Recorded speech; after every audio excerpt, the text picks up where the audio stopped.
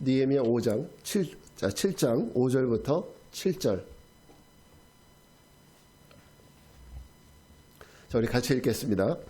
내 하나님이 내 마음을 감동하사 귀족들과 민장들과 백성들을 모아 그 계보대로 등록하게 하심으로 내가 처음으로 돌아온 자의 계보를 얻었는데 거기에 기록된 것을 보면 옛적에 바벨론 왕 느부갓네살에게 잡혀갔던 자들 중에서 노임을 받고 예루살렘과 유다에서와 각기 자기들의 성읍에 이른 자들 곧 스룹바벨과 예수아와 느헤미야와 아사랴와 라메아와 나하마와 모르드게와 빌산과 미스베렛과 비그에와 느흠과 바나와 함께 나온 이스라엘 백성의 명수가 이러하니라. 아멘.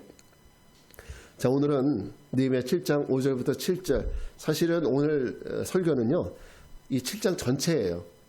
뒤에 말씀이 너무 길어서 제가 앞에 부분만 이렇게 읽은 겁니다. 자, 우리 이 말씀을 통해서 돌아온 자와 구원을 얻는 자라는 제목으로 말씀을 전합니다. 여러분, 성경 통독을 하다 보면 재미있는 부분이 있고 재미없는 부분이 있어요. 그죠? 읽다 보면 너무너무 재밌어. 와, 이거 이렇게 재밌나? 이런 부분이 있는가 하면은 이걸 왜 집어넣었지? 이런 부분이 있어요. 그게 뭔지 아세요? 족보예요, 족보.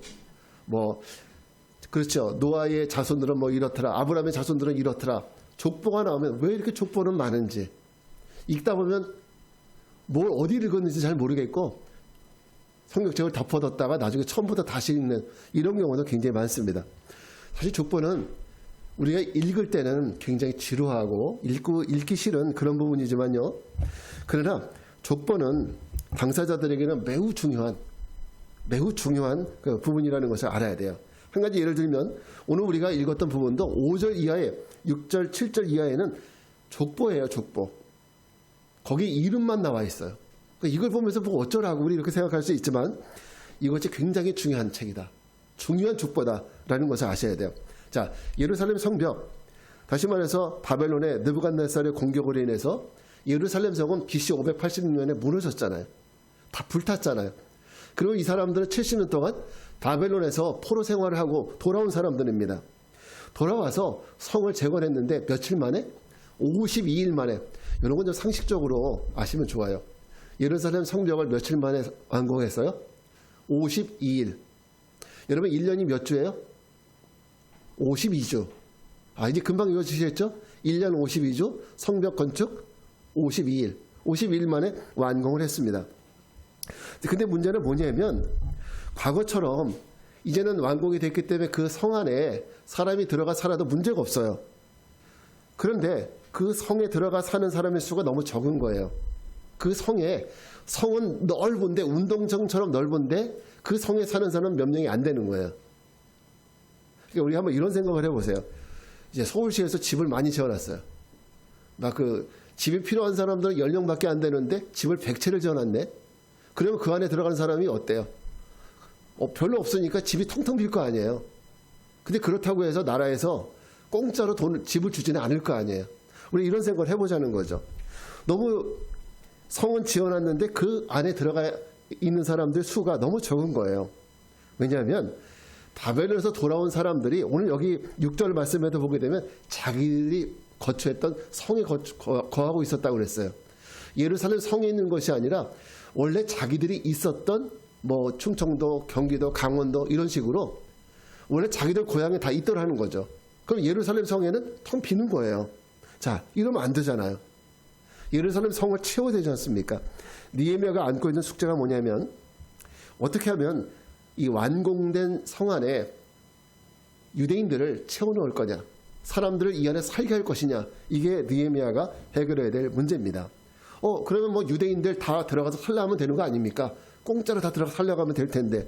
그렇지만 자, 우리가 여기서 어떤 생각을 해야 되냐면 앞에서 이방인들과의 혼혈 관계 속에서 소속이 불투명한 사람들도 있었어요.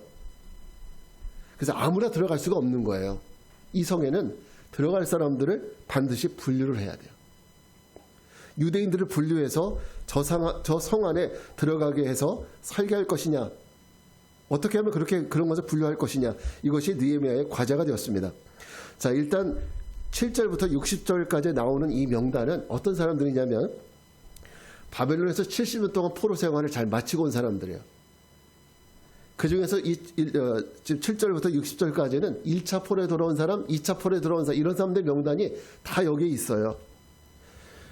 자, 그러니까 저 성 안에 들어가 살 자격이 있는 사람들은 누구냐? 유대 땅에 산다고 해서, 예루살렘 도시에 산다고 해서 아무나 저 성에 들어갈 수는 없다는 거예요. 저 성에 들어갈 자격이 있는 사람들은 바벨론에서 70년 동안 하나님이 내리신 징계를 잘 받은 사람, 징계를 잘 마치고 1차, 2차, 3차를 통해서 돌아온 사람들, 이 사람들이 저 성 안에 들어갈 자격이 있는 사람들이에요.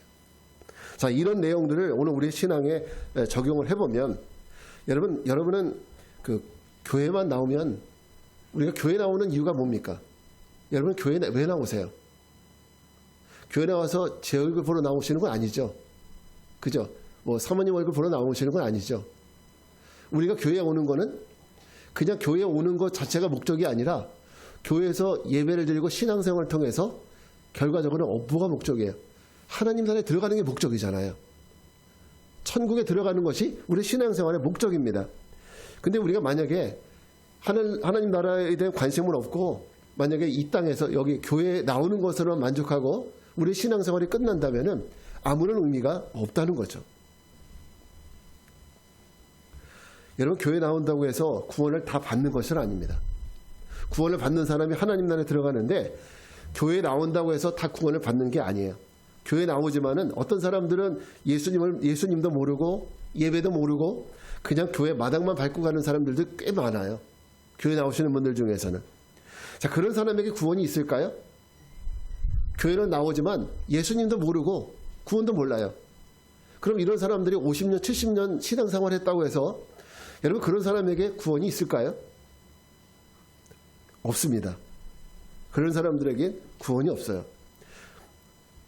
또 교회를 오래 다녔다고 해서 예수님이 나를 위해 십자가를 지시고 우리 죄를 대속하셨다는 그 말씀, 이 복음을 믿지 않는데 그 사람들이 과연 구원받을 수 있을까? 구원받을 수 없어요. 그러니까 교회에 나온다고 해서 다 구원받는다고 생각하시면 오해입니다. 여러분 불신자는, 믿지 않는 불신자는 저 밖에만 있는 게 아니에요. 저 밖에만 있는 불신자들은 오히려 나아요. 왜냐하면 그 사람들은 교회에서 어떻게든지 전도하려고 하잖아요. 우리가 전도 축제 아까 얘기했지만은 밖에 있는 사람들은 전도해야 되겠구나 이 마음이 있어요.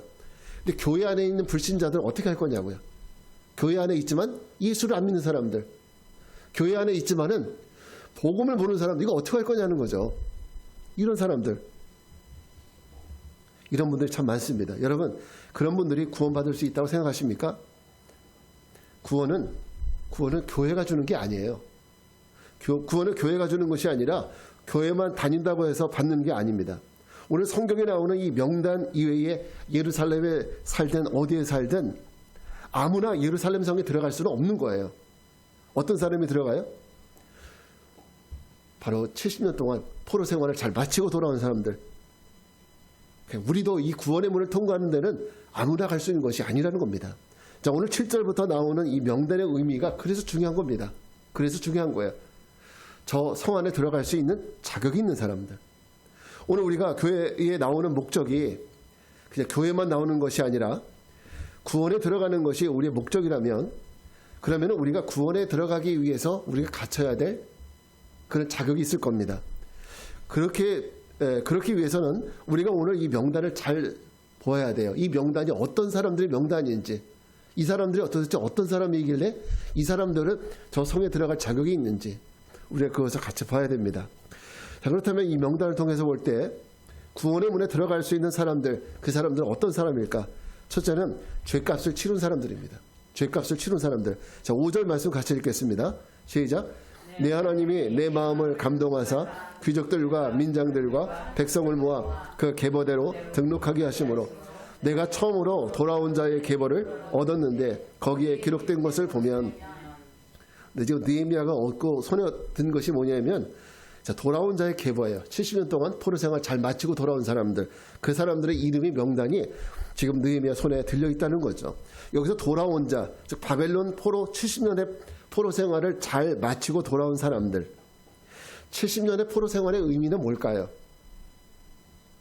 그래서 그냥 징계입니까? 그냥 징계일까요? 그것이 아니에요.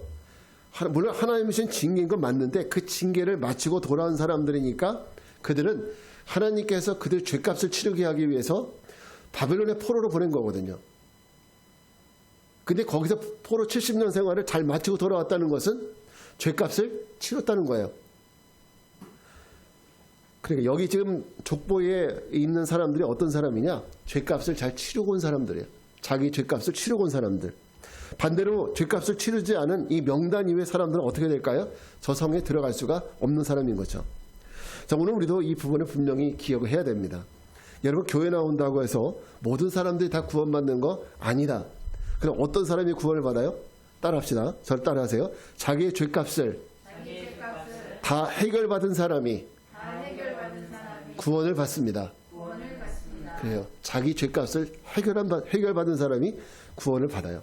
자, 이 구원의 조건은 교회에 나오는 것이나 선행이나 혹은 남을 도와주고 사람들에게 저 사람 의롭다 이런 말 듣는 것만이 그런 것이 구원의 조건은 아니에요. 우리에게는 죄의 사함을 받아야 합니다. 그럼 우리는 어떻게 이 죄값을 치를 수 있느냐? 여러분, 저와 여러분의 죄가 우리가 조금이라도 눈꽃만큼이라도 우리 스스로 이 죄값을 치를 수 있느냐? 우리 힘으로는 할 수가 없는 거예요. 우리는 눈꽃만큼이라도 우리 죄에 대해서 우리 스스로 해결할 수가 없어요. 그래서 오직 하나, 예수 그리스도, 그분이 우리 대신 우리 죄를 지셨거든요. 우리 대신 지셨다는 거예요. 그분의 죄가 아니라 누구의 죄? 우리의 죄. 우리의 죄를 대신 지시고 저 십자가에 올라가셔서 우리가 죽어야 될 그 자리에서 우리 대신 죽어주신 거예요. 그리고 보배로운 피를 흘려주셨기 때문에 그 흘린 그 피로 말미암아서 우리의 죄가 사해졌다라는 것. 이 사실을 믿으시기 바랍니다. 여러분, 내 힘으로 내 죄를 갚은 것이 아니라 내 힘으로 내 죄를 갚은 것이 아니라 예수 그리스도가 우리 대신 죄를 갚아주셨다는 거예요. 그러면 주님이 갚아주신 거하고 나하고 무슨 상관이 있느냐?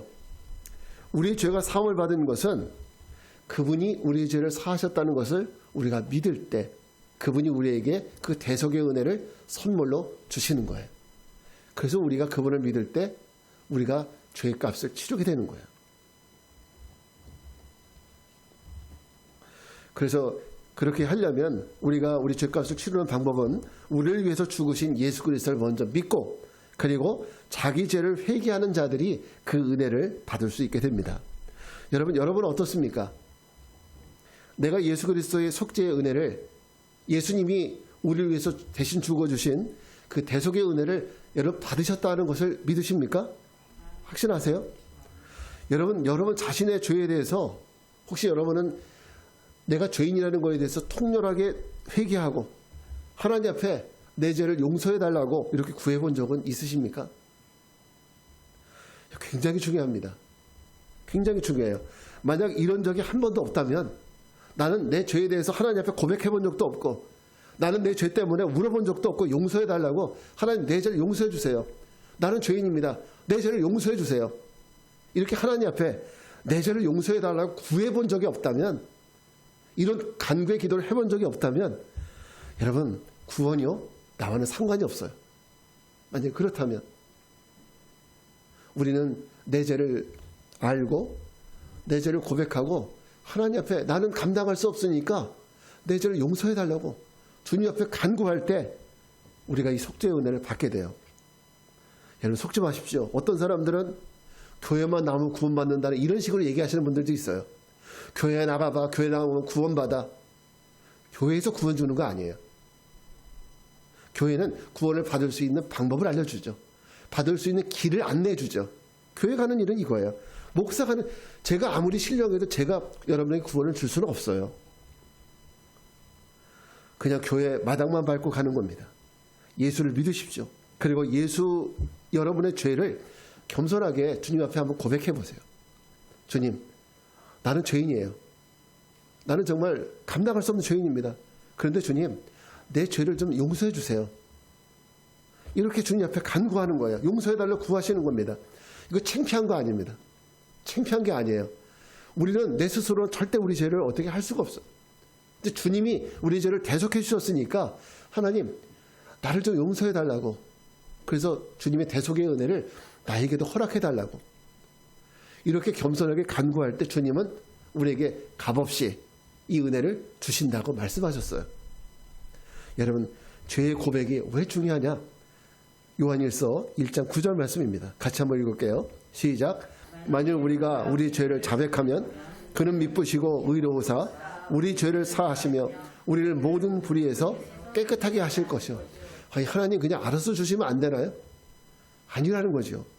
우리가 우리 죄를 자백하면 그분은 미쁘시고 의로우사 우리 죄를 사하신다고 그랬어요.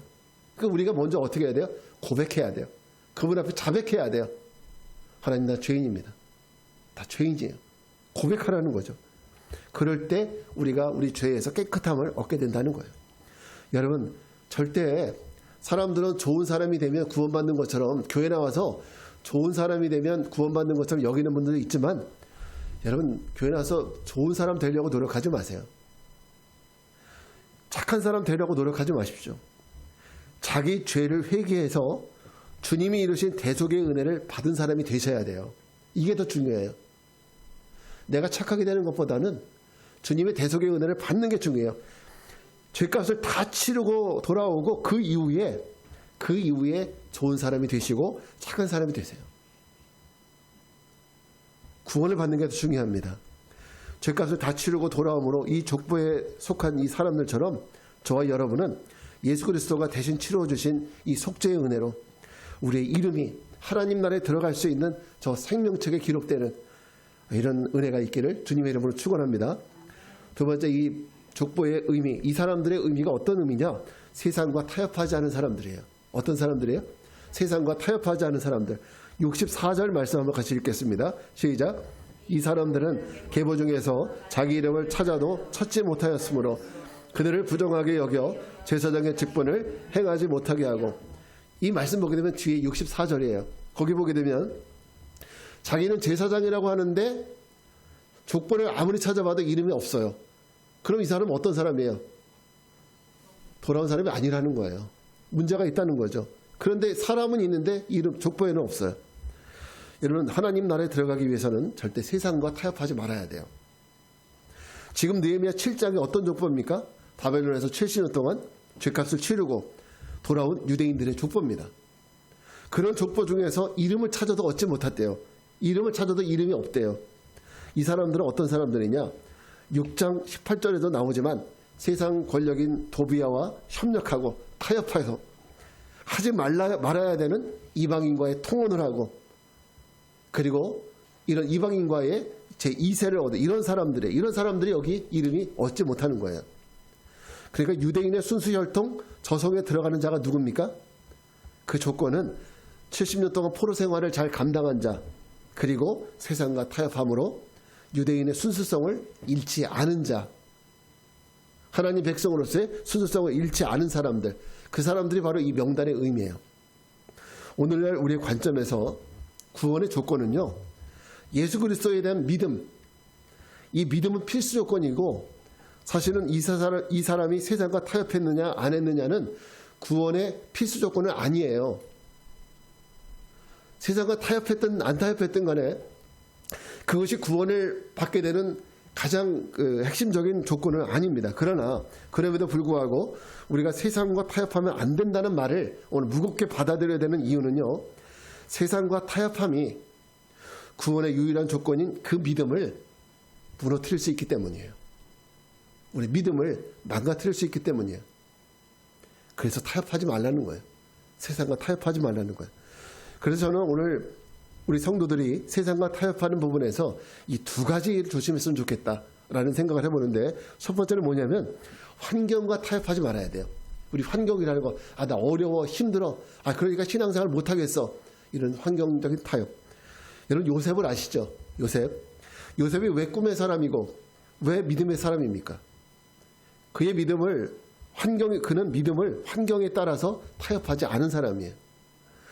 요셉은 그가 아버지의 사랑을 받고 채색 옷을 입고 있을 때도 하나님을 열심히 섬기는 이런 사람이었지만 애굽에 잡혀가서 보디발 장군의 아내의 그 모함에 의해서 지하 감옥에 갇혀 있을 때도 그 환경 때문에 타협하지 않은 사람이에요. 그럼에도 불구하고 하나님을 믿었던 사람이죠. 그게 바로 요셉이에요. 자, 아브라함도 아들 이삭을 모리아산에 바칠 때 얼마나 마음이 쓰렸겠어요. 그러나 그런 상황에도 불구하고 믿음을 타협하지 않았다는 거죠. 그게 바로 아브라함이에요. 자, 다윗은 어떻습니까? 사울에게 쫓겨가는 그런 환경 속에서도 절대 환경과 타협하지 않은 사람입니다. 아무리 자기의 삶이 사울로 인해 죽을 지경에 놓여 있다 할지라도 절대 자기의 믿음을 버리거나 그러지 않았다는 거죠. 끝까지 하나님을 붙잡고 산 사람들, 환경과 타협하지 않고 끝까지 하나님 붙든 사람들이 바로 요셉이고 아브라함이고 다윗입니다. 여러분, 우리도 그런 사람들이 되어서 하늘의 별과 같이 빛나는 이런 성도들 되시길 바랍니다. 두 번째, 우리가 타협하지 말아야 될 것은 물질과 타협하지 말아야 돼요. 물질과의 타협. 우리 신앙을 무너뜨리는 요소 중에서 사실 가장 중요한 것이, 가장 우리에게 치명적인 것이 바로 물질입니다. 그리고 두 번째가 환경이에요. 근데 물질과 타협이 왜 가장 위험하냐? 성도들이 물질이 많을 때는, 물질이 가장 풍성할 때는 사실 믿음 생활도 잘할 수도 있어요.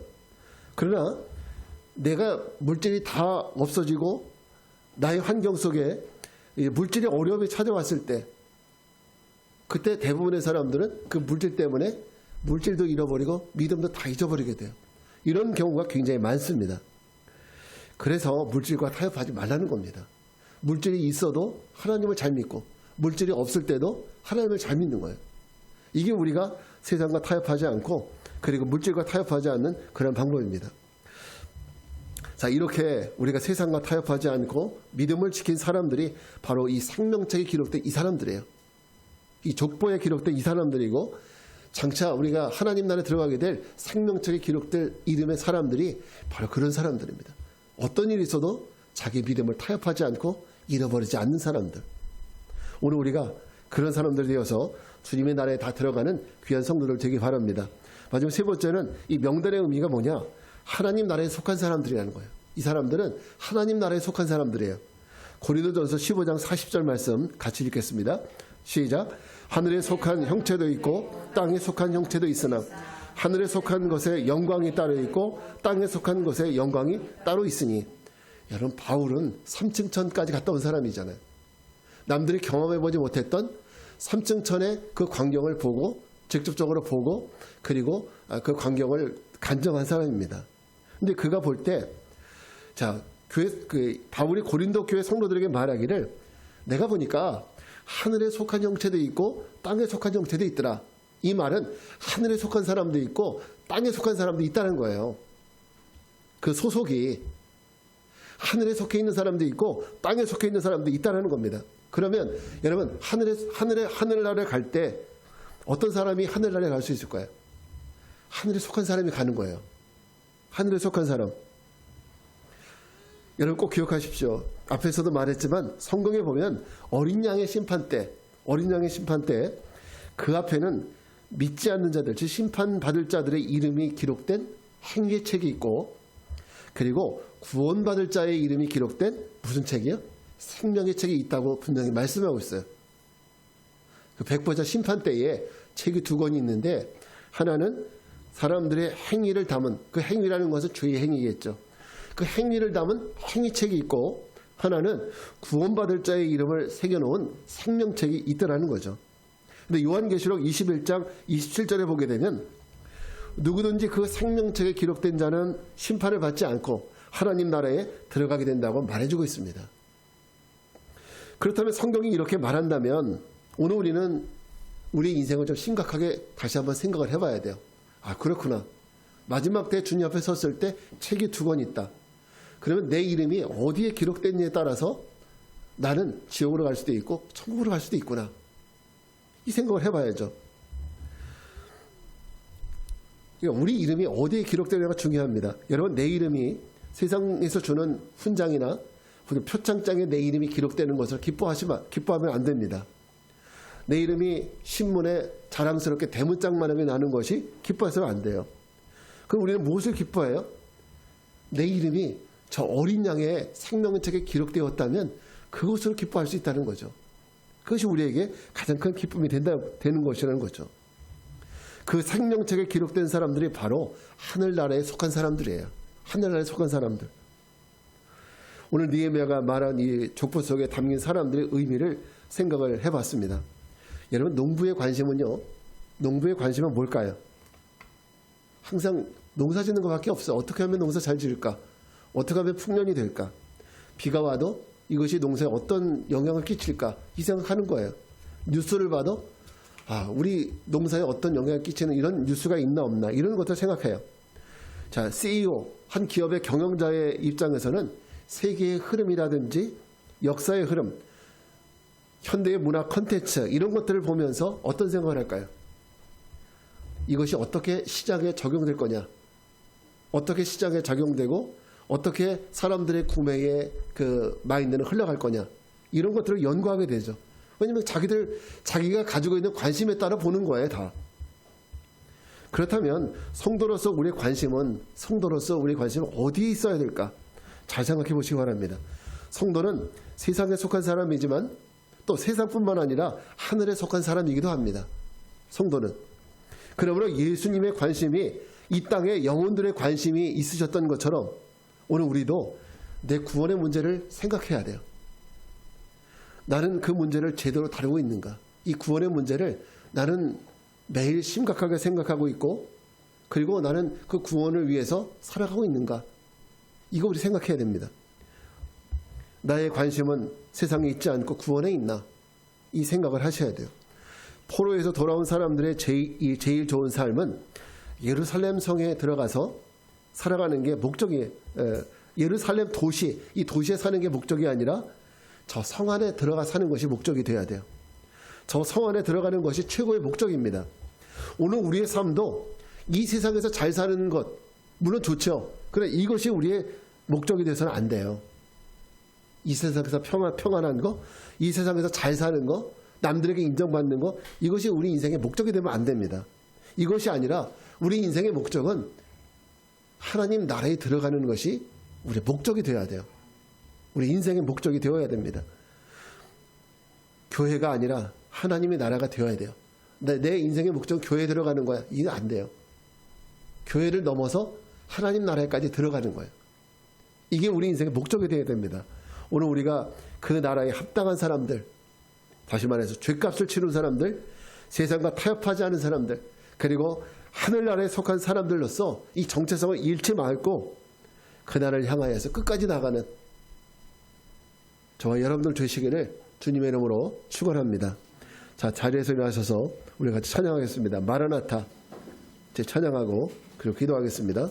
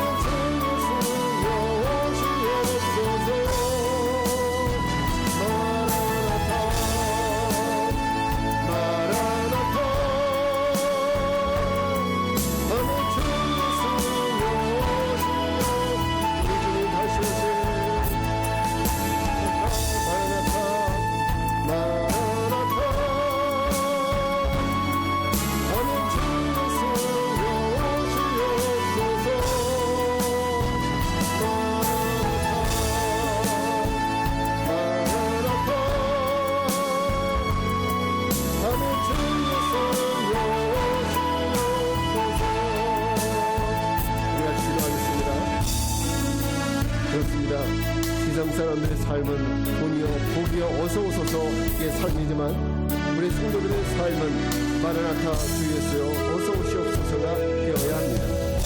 성도의 삶은 마지막 날 그리스도가 이루실 세상의 구원과 회복을 기다리는 삶입니다. 우리는 땅에 속해 있지만 또한 하늘에 속한 사람들입니다. 우리 절대 잊지 말아야 될 우리의 정체성입니다. 우리 인생의 목적도 이 세상이 아니라 하나님의 나라입니다.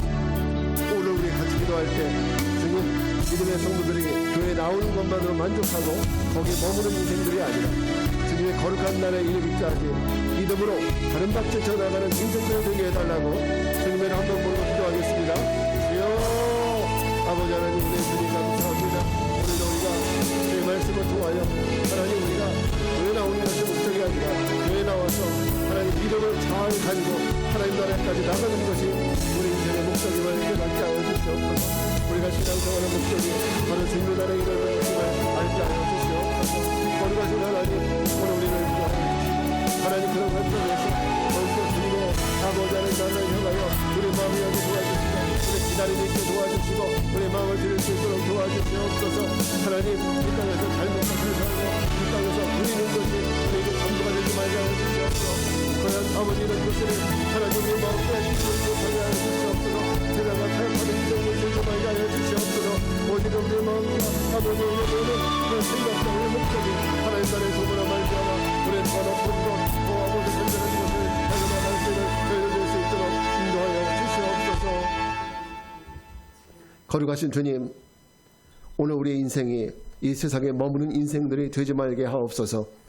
우리가 교회에 나온 것만으로는 이미 구원을 이룬 것처럼 그런 모습으로 여기며 살지 말게 하시고 우리가 오늘 주의 말씀을 듣고 내 죄에 대한 철저한 회개의 삶과 또 말씀을 의지하여 세상과 타협하지 않고 저 하늘나라에 속한 사람으로서의 분명한 인생의 목표를 가지고 살아가는 우리 모든 성도들 되게 하옵소서. 지금은 성부, 성자, 성령 삼위일체 하나님의 은혜와 평강이 이 세상이 아니라 저 하나님 나라를 향하여 나갈 것을 결단하고 세상을 향해 나가는 모든 성도들 위해 이제로부터 영원까지 함께하옵시기를 간절히 축원하옵나이다. 아멘.